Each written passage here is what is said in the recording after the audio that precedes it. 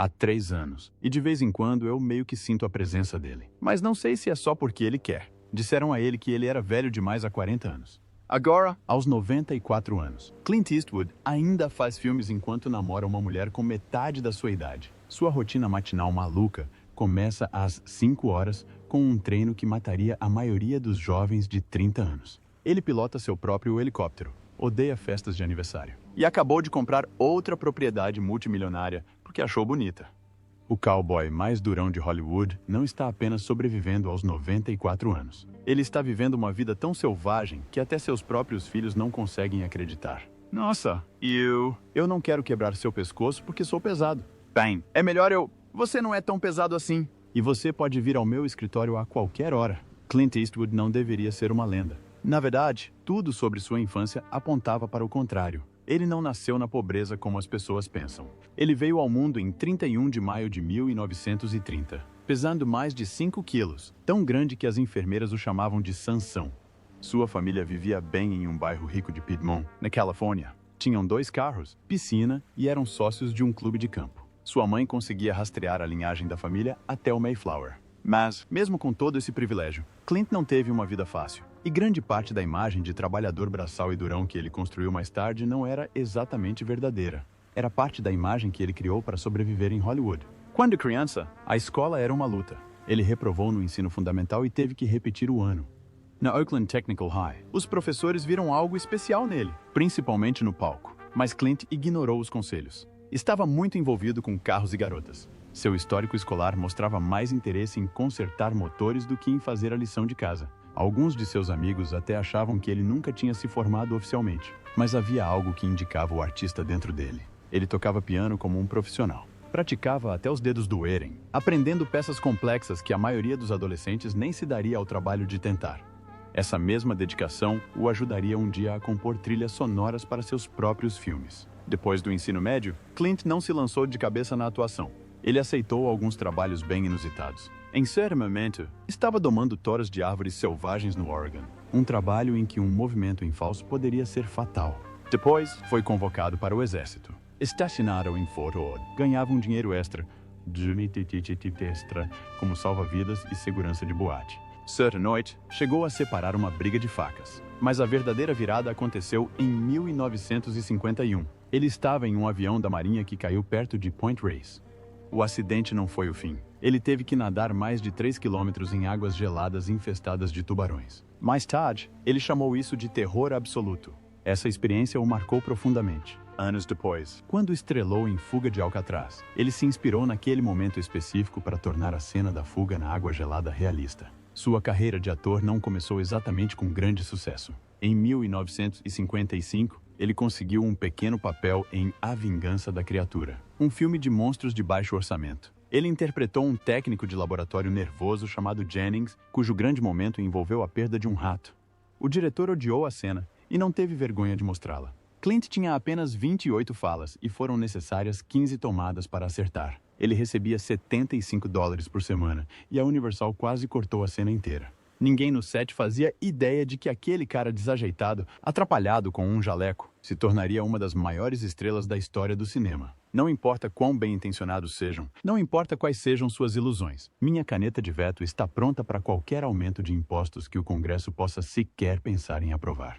E eu só tenho uma coisa a dizer aos defensores do aumento de impostos. Vão em frente, me façam o dia. Em meados da década de 1950, a Universal Pictures rescindiu seu contrato após apenas 18 meses. Eles achavam que ele não era bom o suficiente para as telas. Os motivos eram quase ridículos. Seu pomo de Adão era muito grande, sua fala muito lenta e ele tinha um dente lascado que se recusava a consertar. Quase na mesma época, Burt Reynolds também foi demitido. Enquanto estavam no estacionamento da Universal, Reynolds brincou.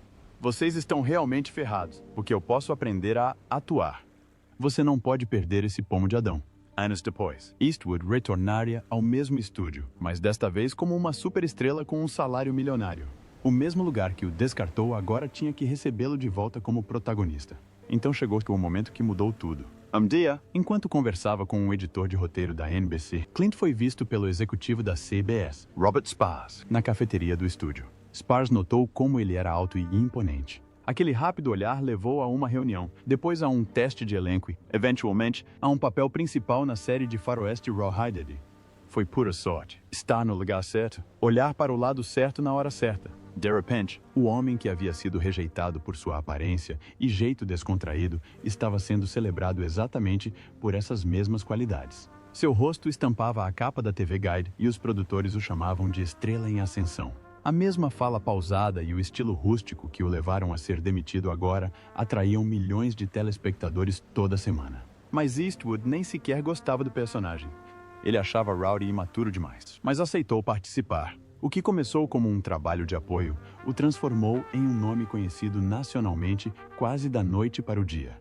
Em 3 semanas de exibição, o programa entrou para o top 20 da audiência televisiva. Mas nos bastidores, era exaustiva. 6 dias por semana. Longas horas. O calor escaldante do Arizona. Seu salário saltou de $750 americanos por episódio para impressionantes $119 mil americanos por episódio quando o programa terminou.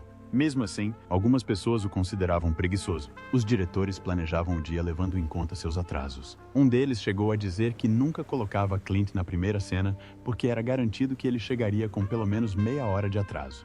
No 6º ano de Rawhide, Eastwood já estava farto. Estava entediado e desesperado para experimentar algo novo.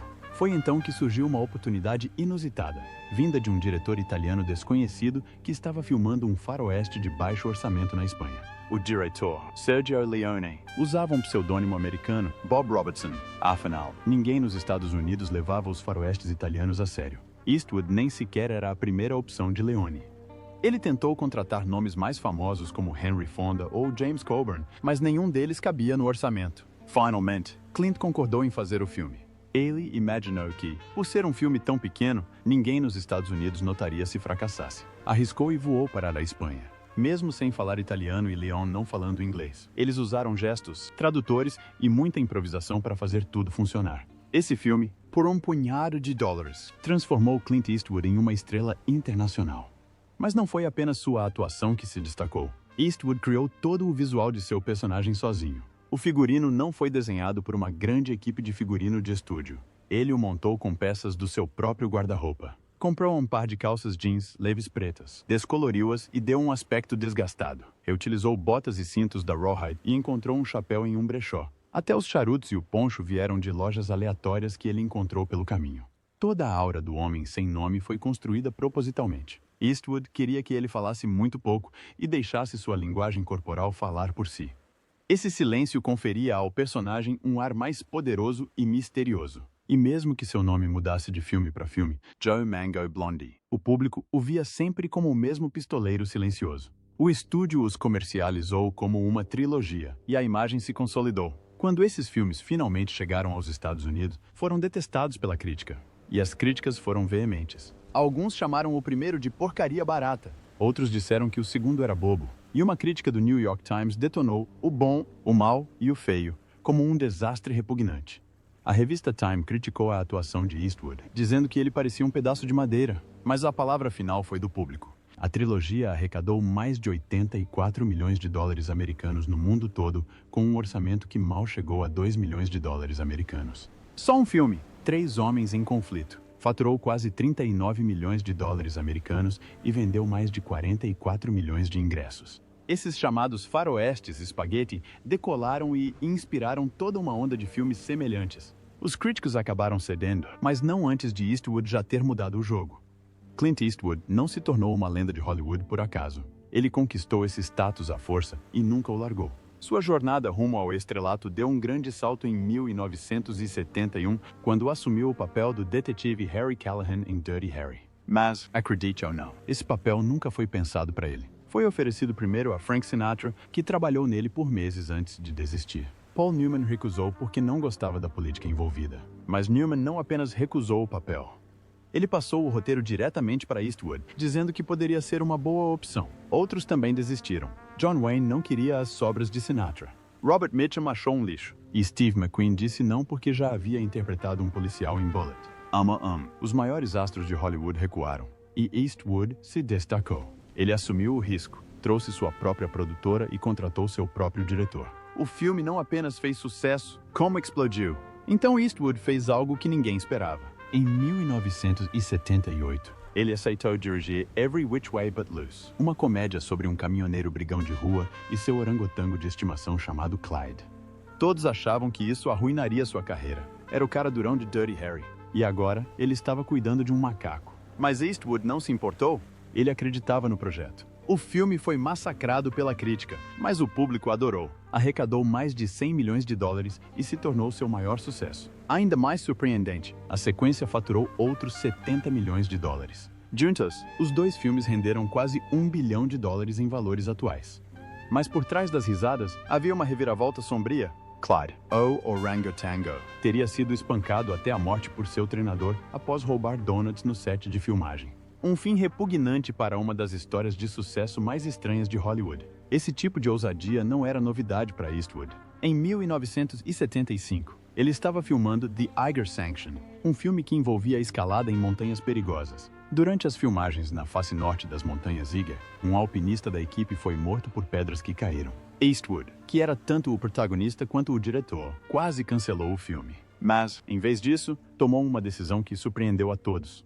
Ele mesmo fazia todas as cenas de ação perigosas. Escalava penhascos, se pendurava em beirais e filmava sem os equipamentos de segurança que hoje em dia são comuns. Aos 44 anos, arriscou a vida pelo filme. E essa nem foi sua primeira experiência com a morte. Anos antes, havia sobrevivido a um acidente de avião em águas infestadas de tubarões durante seu período no exército. Mais tarde, ele disse que se soubesse da presença dos tubarões, provavelmente teria morrido de medo.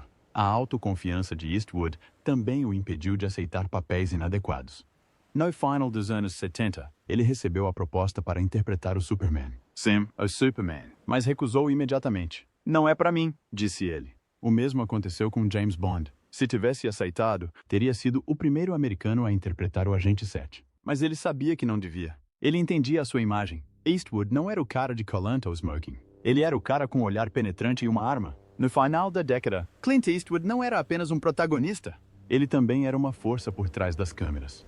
Com sua própria produtora, a Malpaso Company, ele tinha total controle sobre seus filmes. Ele não apenas escolhia seus papéis, como os moldava do zero. Se o roteiro não lhe agradava, ele o mudava. Se o estúdio hesitava, ele insistia. Mesmo quando as pessoas riam dele por estrelar uma comédia com um macaco, ele fez dar certo e ganhou uma fortuna. Clint Eastwood atuava há anos, mas em 1971, ele não aguentava mais seguir as regras dos outros. Ele queria dirigir para ter controle total sobre o que acontecia diante e atrás das câmeras. Então, quando Play Misty se tornou sua estreia na direção, ele se entregou de corpo e alma, sem plano B, sem hesitar. A maioria dos diretores estreantes estoura o orçamento, atrasa as filmagens e é prejudicada pelas intrigas dos estúdios. Eastwood fez o oposto. Ele filmou o longa inteiro em sua cidade natal, Carmel by the Sea, usando locações reais, como uma estação de rádio local e um restaurante, em vez de cenários sofisticados. Ele terminou o filme antes do prazo e com uma economia de $50 mil americanos. Até a trilha sonora foi composta de acordo com suas exigências. Ele próprio adquiriu os direitos de Robert Flax, The First Time Ever I Saw Your Face, por apenas $2 mil americanos, e o filme acabou se tornando um sucesso. Arrecadou mais de $10 milhões americanos e impulsionou a carreira de diretor de Eastwood com grande sucesso. Mas não foi apenas sorte, foi estratégia. Em 1967, Eastwood já pensava a longo prazo. Cansado do rígido sistema de Hollywood, ele e seu consultor fundaram a Malpaso Productions. Era mais do que apenas uma empresa. Era uma mensagem. Malpaso significa passo em falso. Uma referência ao agente que alertou Eastwood de que fazer faroestes italianos o arruinaria. Em vez disso, esses mesmos filmes de faroeste o ajudaram a ganhar dinheiro suficiente para comprar centenas de hectares perto do riacho Malpaso e construir um império criativo. Quando fez Hang 'em High, seu primeiro filme sob a direção de Malpaso, ele não era apenas o protagonista, mas também o produtor. E quando o filme quebrou recordes de bilheteria no fim de semana de estreia, em 1968, Clint Eastwood não era mais o cara da TV de Rawhide. Ele era uma força da natureza. O que realmente diferenciava Eastwood, porém, era sua maneira de trabalhar no set. Enquanto outros diretores passavam dias aperfeiçoando uma única cena, Eastwood ficou conhecido por conseguir a cena perfeita em uma ou duas tomadas.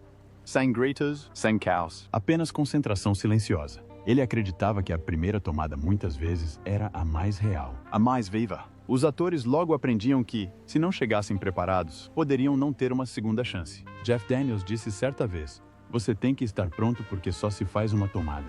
Matt Damon, por exemplo, teve que implorar por uma segunda. Mas funcionou. Esse método ajudou Eastwood a guiar atores como Hilary Swank e Gene Hackman a performances dignas de Oscar. Clint Eastwood já era uma lenda de Hollywood no início dos anos 90, mas o que veio a seguir o catapultaria para um patamar completamente novo. Tudo começou com um roteiro de faroeste chamado The Cut Killings. Não era exatamente algo que os estúdios estivessem ansiosos para produzir. Até mesmo Francis Ford Coppola tentou nos anos 80 e ainda assim não conseguiu viabilizar o projeto. Mas Eastwood viu potencial na história. Ele comprou os direitos e simplesmente esperou por anos. Queria se desenvolver no papel, literalmente, quando finalmente filmou Os Imperdoáveis aos 62 anos. O momento não poderia ter sido melhor. O filme foi um sucesso estrondoso, arrecadando US 159 milhões com um orçamento modesto e conquistando vários prêmios no Oscar. Não era apenas mais um filme, era uma demonstração final de respeito. E Eastwood fez questão de homenagear seus antigos mentores, Sergio Leone e Don Siegel. Nos créditos, o pistoleiro havia se tornado oficialmente um cineasta. Pouco mais de uma década depois, ele fez outra aposta. Million Dollar Baby era o tipo de filme que deixava os estúdios nervosos. Abordava temas como suicídio assistido, um assunto sombrio e arriscado. Eastwood seguiu em frente. A Warner Brothers mal deu ao filme um lançamento adequado inicialmente, provavelmente esperando que fosse um fracasso. Mas o filme fez sucesso, arrecadando mais de 216 milhões de dólares. Levou todos os Oscars e E.T. De repente, Eastwood não era apenas um diretor respeitado. Ele era imparável. Isso provou que ele conseguia abordar temas pesados e desconfortáveis e ainda assim emocionar o público. Foi aí que as pessoas pararam de questionar seus instintos. No ano anterior, ele já havia abalado a indústria com Mystic River. Aquele filme tinha uma atmosfera de tensão crescente que culminava em um soco no estômago. Traumas de infância, vidas destruídas, um mistério de assassinato que parecia real demais. Eastwood manteve tudo calmo e focado, sem efeitos de câmera extravagantes, apenas emoção crua e um elenco que se entregou completamente. Sean Penn e Tim Robbins levaram o Oscar para casa, e os críticos finalmente puderam dizer em voz alta o que já pensavam. Eastwood havia se tornado um dos diretores mais precisos emocionalmente da atualidade. Então veio Gran Torino. Ninguém esperava que um Eastwood quase octogenário entregasse um dos maiores sucessos de sua carreira, mas ele conseguiu. A história de um veterano de guerra racista e rabugento que se torna mais ameno o suficiente para proteger os vizinhos que antes odiava. De alguma forma, tocou a fibra emocional perfeita. O personagem era durão, amável e estranhamente familiar, quase como uma versão desgastada de todos os papéis que Eastwood havia interpretado antes. E o público adorou. O filme arrecadou 270 milhões de dólares e ainda ocupa um lugar especial entre os destaques da sua carreira tardia. Até mesmo os críticos apontaram como a sua presença, por si só, sustentava o filme como um fantasma de Dirty Harry pairando sob a superfície. Por trás de todos esses sucessos, havia um método diferente de qualquer outro. Eastwood não gritava "ação", mas no set. Ele não fazia ensaios intermináveis. Não acreditava em segundas chances. Uma tomada, talvez duas, e era o suficiente. Falava baixo, confiava em seus atores e, na maioria das vezes, funcionava. Tom Hanks certa vez brincou que Eastwood tratava seus atores como cavalos, porque antigamente gritar em um set de faroeste podia assustá-los. Esse controle silencioso, porém, tornou-se sua marca registrada. Os sets de filmagem eram tranquilos, a pressão era alta, mas os resultados falaram por si. A vida de Clint Eastwood sempre esteve sob os holofotes, mas havia partes que ele mantinha profundamente escondidas, segredos que nem ele sabia que existiam. Durante a maior parte da sua vida, Laurie Murray não fazia ideia de quem era seu pai biológico. Adotada e criada em Seattle, ela cresceu longe do mundo de Hollywood, sem jamais suspeitar que seu pai biológico era um dos homens mais famosos da América. Clint Eastwood também não sabia. A mulher com quem ele namorou brevemente nos anos 50 nunca lhe contou que estava grávida. Décadas depois, Laurie foi em busca de suas raízes e descobriu uma verdade que ninguém esperava. Quando a procurou, Clint, então com mais de 60 anos, a acolheu com uma ternura discreta. Não foi um escândalo. Tornou-se um laço. Eles se conectaram jogando golfe, passaram feriados juntos e, aos poucos, ela se tornou parte da família Eastwood. Mas o mundo só descobriu em 2018, quando ela se apresentou orgulhosamente como Laurie Eastwood na estreia de A Mula. Assim, um segredo de 64 anos veio à tona. Mas segredos não eram incomuns no mundo de Clint. Em 1959, enquanto era casado com Maggie Johnson, ele começou um caso apaixonado com a dublê Roxanne Tunis. Não foi apenas um caso passageiro. Durou 14 anos. Todos nos sets sabiam. Eles não esconderam. O relacionamento deles gerou uma filha, Kimba. Mas Eastwood também manteve isso longe dos olhos do público. Roxanne era mais do que apenas uma amante. Ela era alguém que se importava profundamente com ele. Permaneceu por perto mesmo depois que o romance acabou. Eles permaneceram próximos. Quando ela faleceu em 2023, Eastwood ficou profundamente abalado. Ela havia feito parte de sua vida por mais de 6 décadas.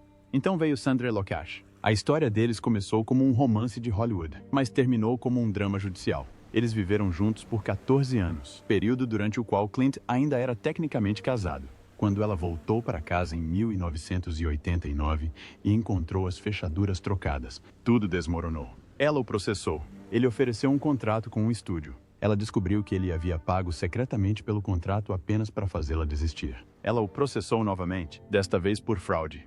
O tribunal viu um Clint diferente, raivoso, defensivo e visivelmente amargurado. O caso terminou com um acordo discreto, mas o estrago foi grande e permanente. Aquele casal, outrora tão poderoso, nunca mais se falou. Enquanto tudo isso acontecia, Clint já havia começado outro capítulo secreto. No início dos anos 80, ainda com Locke, ele conheceu a comissária de bordo Jaiseline Reeves. Ela se tornou a mãe de mais 2 de seus filhos, Scott e Catherine. As certidões de nascimento deles indicavam pai recusado. A verdade só veio à tona em 1990, quando um tabloide a desenterrou. Dizem que Sandra Locke também não fazia ideia. Jaiseline manteve tudo em segredo. Nunca o processou, nunca causou problemas. Mas, à medida que os filhos cresciam, as tensões familiares começaram a vir à tona. Os desabafos online de Catherine e as ameaças de processo judicial em 2024 mostraram o quão frágil a situação permanecia mesmo décadas depois. Em seus últimos anos, Clint encontrou algo mais estável. Seu nome era Christina Sandera. Ela não era uma estrela nem modelo. Ela trabalhava como recepcionista no hotel dele em Carmel quando se conheceram em 2014. Mantinha-se discreta, nunca buscando atenção. Viviam tranquilamente. Apoiavam-se mutuamente e apareciam juntos apenas em raras ocasiões. Ela se dedicava ao bem-estar animal e ao meio ambiente, enquanto administrava um centro equestre. Para aqueles próximos a eles, ela era autêntica, pé no chão, reservada e totalmente aceita pela família Eastwood. Sua morte repentina em 2024, devido a problemas cardíacos, devastou Clint de uma forma silenciosa e dolorosa. Sua declaração foi breve, mas aqueles próximos a ele sentiram o impacto. E agora, aos 94 anos, o homem antes conhecido por interpretar personagens gélidos e solitários se tornou mais ameno de maneiras inesperadas. Como pai, era rígido, distante, inflexível. Mas como avô, é completamente diferente. Sua filha, Francesca, o descreve como carinhoso, brincalhão e totalmente apaixonado pelos netos. Ele comparece aos jogos deles. Ri mais, se considera ridículo por estar no meio de pais mais jovens. Mas não se importa, ele conquistou o direito de ser sentimental. Ver sua família crescer, bagunçada, mista, imperfeita, parece ter lhe trazido uma sensação de paz que lhe escapou durante a maior parte da vida. Aos 94 anos, a maioria das pessoas está diminuindo o ritmo, refletindo sobre o passado, talvez tomando sol ou tirando longos cochilos. Não Clint Eastwood. Ele acaba de terminar de dirigir outro filme, Juror No. 2. E não se trata de uma despedida tranquila e nostálgica. É um thriller afiado e perturbador que levanta uma questão aterradora. E se você fosse o responsável pelo crime que agora está julgando como jurado? Esse é o pesadelo que o personagem de Nicholas Hoult enfrenta no filme. E Clint, de alguma forma, ainda sabe exatamente como fazer essa tensão parecer real. Ele filmou tudo rápido, com precisão e sem enrolação. Exatamente como sempre fez. Mesmo aos 94 anos, sua direção é firme, seus instintos são precisos e seu estilo tão minimalista como sempre. Não há mãos trêmulas, nem lentidão sentimental. Apenas Clint pura. As pessoas presumiram que este seria seu último projeto. Claro que presumiram, mas antes mesmo do filme terminar de estampar as manchetes, rumores começaram a circular. Ele já definiu o elenco para seu próximo filme. Enquanto a indústria achava que ele se aposentaria com este último longa, Clint está discretamente planejando outro. Ele não fala sobre aposentadoria, ele não fala sobre idade, ele simplesmente continua trabalhando. É isso. No final de 2024, uma controvérsia surpreendente abalou o mundo do entretenimento. Uma entrevista no YouTube com Clint Eastwood, falando sobre seu filme Jurado número 2, desapareceu repentinamente da plataforma. Não houve aviso prévio, nenhuma reivindicação de direitos autorais e nenhuma justificativa oficial. O apresentador, conhecido como Magnus, disse que o vídeo simplesmente desapareceu. Isso gerou uma onda de especulações online. Muitos acreditavam que a Warner Brothers estava por trás da remoção, especialmente porque Eastwood havia feito comentários ousados sobre o politicamente correto e o movimento #MeToo. Durante a entrevista, os fãs rapidamente apontaram a estranheza do momento em que o vídeo sumiu. A entrevista desapareceu justamente quando o filme estreou em cinemas selecionados. Alguns pensaram que o estúdio poderia estar tentando desviar a atenção do filme, com medo de que as opiniões controversas de Eastwood provocassem reações negativas. A situação rapidamente se transformou em um debate maior sobre a liberdade de expressão em Hollywood. Os apoiadores de Eastwood argumentaram que alguém com seu legado, com mais de 90 anos e ainda trabalhando, deveria poder expressar sua opinião sem a interferência de um estúdio. Outros acreditavam que poderia haver razões legais ou contratuais que não foram divulgadas. No centro de tudo estava o próprio Clint Eastwood, um homem que continua trabalhando aos 94 anos e se recusa a diminuir o ritmo. Segundo sua filha Allison, Eastwood não gosta de comemorar seu aniversário. Ele nem quer que as pessoas toquem no assunto. Ela disse certa vez que ele só quer trabalhar e aproveitar a vida, e que tentar organizar uma festa para ele nunca dá certo. Ele sempre recusa. Essa atitude diz muito sobre quem ele é. Eastwood sempre priorizou o trabalho em vez da atenção que ele proporciona. Ele nunca foi de correr atrás de prêmios ou se deleitar com os holofotes.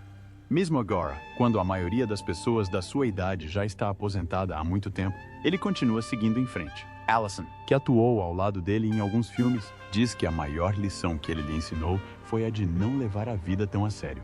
Essa mentalidade explica tudo, desde sua discreta recusa em comemorar aniversários até a maneira como ele ainda encara projetos cinematográficos com a energia de alguém com metade da sua idade.